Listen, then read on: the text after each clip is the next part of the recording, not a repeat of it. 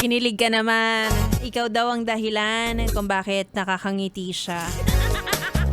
Kahit na patong-patong ang kanyang trabaho at problema, basta nandyan ka. Sige na, papayagan kita na maging talande.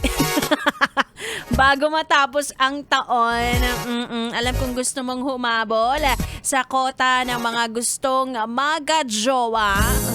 Bago matapos ang taong 2025. Ang bilis, no? Napakabilis ng Disyembre na ito. Parang nagmamadali siyang tapusin dahil ang daming nangyaring hindi maganda ngayong taon. Pero ikaw, gusto mo pang humabol sa plot twist? Sige na, sinasabi ko nga sa'yo eh. Pagbigyan mo na yan. Matagal na yung umaasa. Crush ka din niya, maniwala ka sa... Charot. Mamaya hindi ka pala crush, ako sisihin mo, diba? Pero sabi nga nila, lahat ng pwede mong gawin bago matapos ang taon, gawin mo na. Mag-take ka na ng risk kasi may pagkakataon ka na iwanan siya. Yung alaala ha, hindi siya mismo.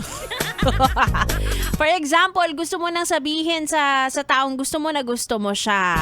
I think it's the right time para umamin ka na. Wag mo nang isipin yung, ay ganda wanda, magpapasko kasi baka malungkot. Hindi yun yung point. Wag yun ang anggulong tignan mo, maniwala ka sa akin ho eh. Diba? Kaysa naman ma-broken hearted ka ng 2026. So pag nag-throwback ka, masyadong malapit. At least by January, kapag hindi ka pala niya gusto, sabihin mo, ay, ano ba yun? Last year pa yun. Kahit last week lang.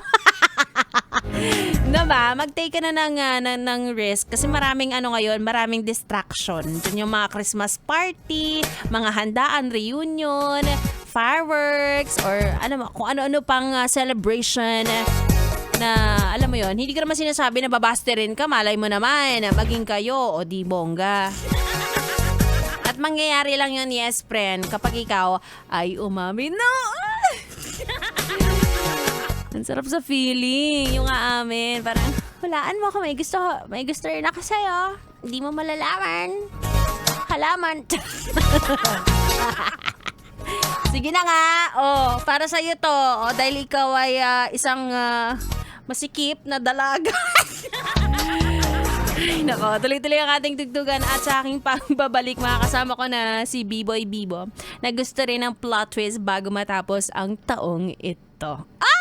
Dito lang yan sa 101.1. Yes, FM Solid.